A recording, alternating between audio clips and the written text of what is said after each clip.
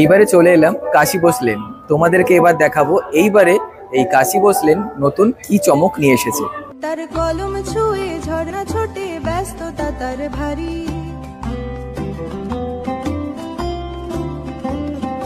মেঘের সাথে খুনসুটিতে মন খারাপের আরি।